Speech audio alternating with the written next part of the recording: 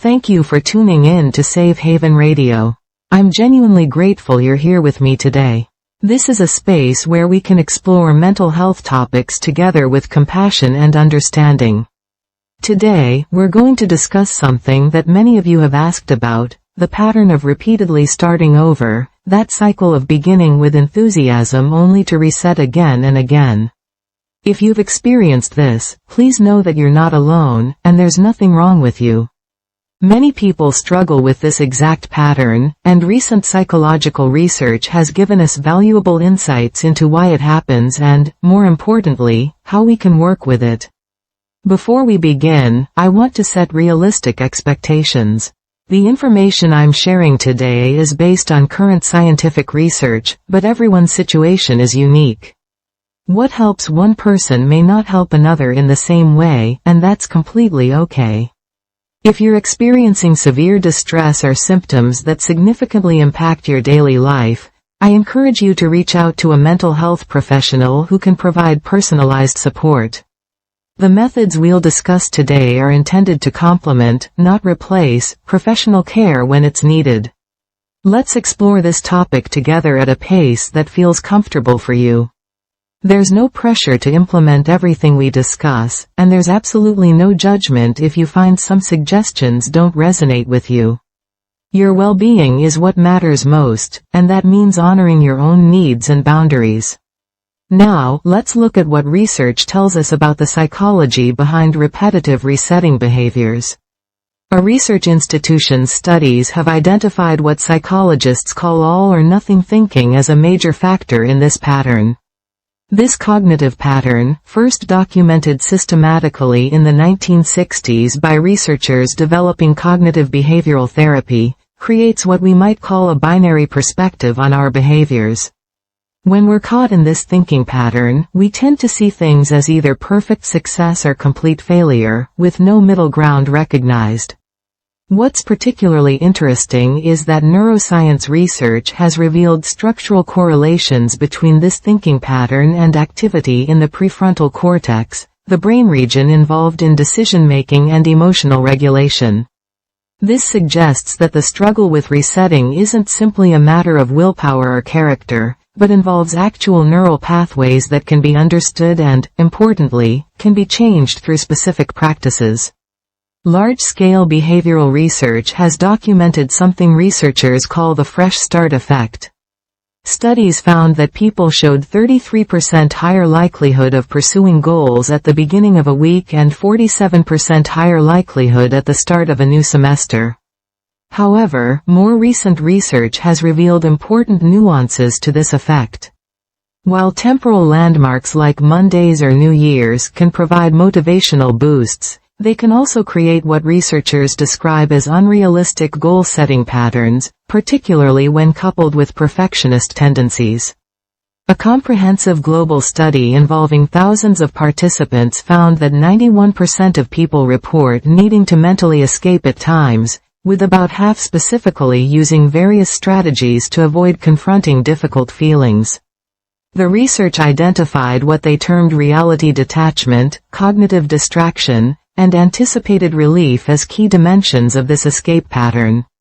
This finding helps us understand that frequent resetting may sometimes serve as an unconscious escape mechanism rather than a genuine fresh start strategy. Clinical research on self-sabotage patterns has revealed that these behaviors often operate below our conscious awareness, driven by what researchers describe as deep-seated concerns about failure, success, or self-worth. Multiple university research teams have documented connections between these patterns and what's known as imposter syndrome, persistent feelings that one's accomplishments aren't deserved or that one might be exposed as inadequate. Habit formation research has challenged some popular assumptions about how lasting change works. Contrary to the idea that habits automatically sustain themselves indefinitely, evidence suggests that what we call habit strength can actually dissipate over time. A prominent psychological theory proposes that behavioral patterns persist only when they're the strongest impulse in a given moment, which helps explain why routines that seem solid can suddenly collapse when competing desires or stresses emerge. A study published in a major international journal found that factors like overcommitment, emotional rumination, and difficulty detaching from stressors were among the strongest predictors of emotional exhaustion and burnout, all of which can trigger reset cycles. Interestingly, the research showed that mental factors like worrying and ruminating were better predictors of behavioral disruption than physical factors, suggesting that the reset pattern often serves as a coping response to psychological distress. Research on perfectionism has documented its connections to various mental health challenges, including depression, anxiety, and what researchers call task abandonment. When perfectionism combines with all-or-nothing thinking, it can create what psychologists describe as a mental trap where any perceived imperfection triggers feelings of catastrophic failure, leading to abandonment rather than adjustment. Now, let's discuss some evidence-based approaches that may help if you're experiencing this reset cycle. Remember, these are suggestions to explore at your own pace, not obligations or requirements. Choose what resonates with you and leave what doesn't. The first approach involves what psychologists call thought monitoring. This simply means becoming more aware of your thinking patterns, particularly those all-or-nothing thoughts we discussed earlier. When you notice thoughts like, "I've ruined everything," or, "I might as well start over," you might try writing them down without judgment.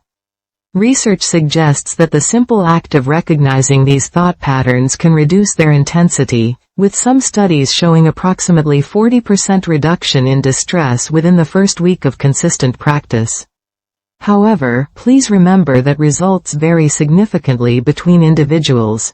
Another evidence-based technique involves what researchers call graduated exposure to imperfection.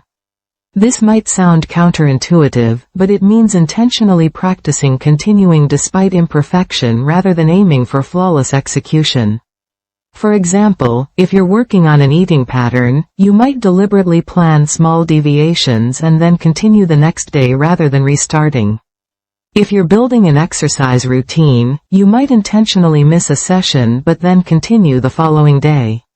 Clinical trials have suggested this approach may help rewire the neural associations between deviation and failure, though the process takes time and patience. Research on behavioral change emphasizes the value of what scientists call implementation intentions. Rather than vague commitments like, "I'll exercise more," these are specific plans detailing when, where, and how you'll do something. For instance, I will walk for 15 minutes at 7 a.m. on Monday, Wednesday, and Friday in my neighborhood, continuing regardless of my previous week's performance. Studies suggest this specificity may improve follow-through compared to general intentions, though success depends on many factors including life circumstances and personal resources. The practice of self-compassion has substantial research support in the context of behavior change. Studies have found that individuals who respond to setbacks with kindness rather than harsh self-criticism showed higher rates of long-term behavior maintenance, with some research suggesting improvement rates around 65% compared to self-critical approaches. When you experience a deviation from your plan, you might ask yourself, "What would I say to a friend in this situation?" and consider applying that same gentle perspective to yourself. Creating what researchers call if-then contingency plans for common triggers may also be helpful. Research on habit disruption suggests that preparing specific responses to predictable obstacles can improve continuation rates. You might identify your most common reasons for resetting and prepare alternative responses. For example, if I miss 2 consecutive days, then I will do a brief 5-minute modified version the next day rather than waiting for a fresh start. This gives you a predetermined path forward that doesn't require starting over.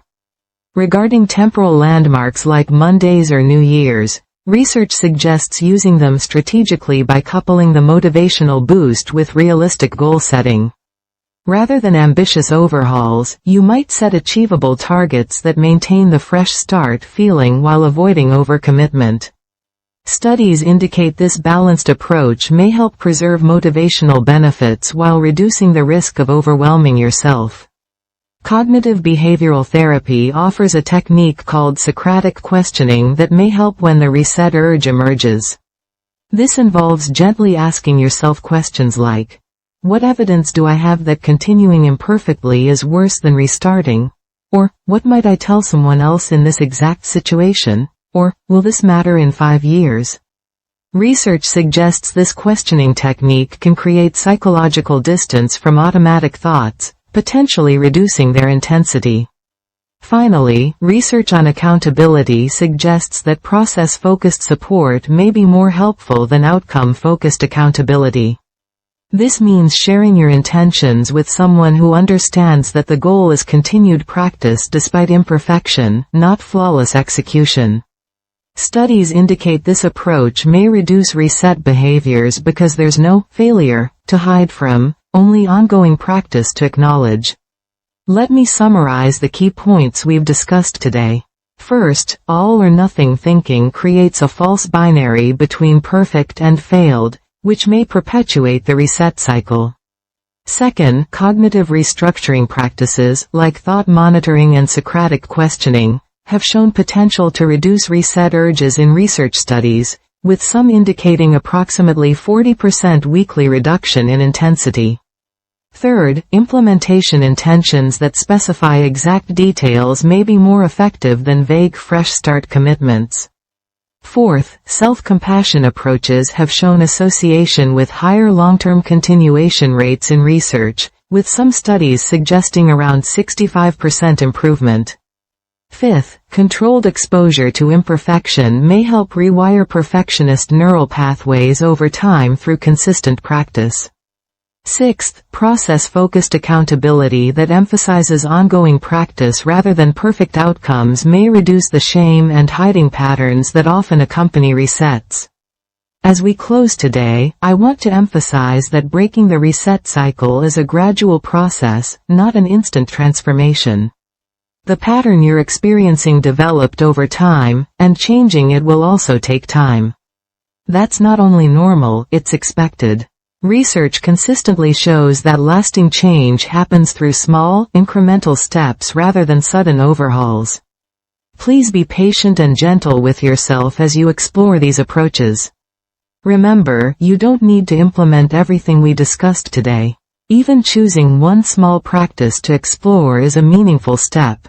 There's no competition, no timeline you must meet, no standard of perfection to achieve. Your well-being matters most, and that means honoring your own pace and needs.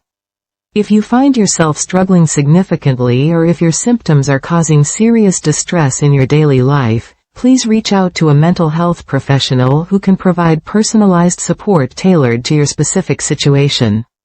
The methods we discussed today are based on current research, but they're not a substitute for professional care when it's needed. If today's content provided any support or insight, please consider hitting the like button. It helps others who might be experiencing similar patterns find this information. If you'd like to continue exploring mental health topics together, please subscribe to Safe Haven Radio. We're here to walk alongside you on your journey toward greater well-being. May your hearts feel a little lighter, and may you find gentleness and compassion for yourself as you navigate your path forward. Thank you so much for listening to Safe Haven Radio today. Take care of yourself. This information is for educational purposes and is not a substitute for professional medical or psychological treatment. If you have symptoms that concern you, please consult with a qualified healthcare provider.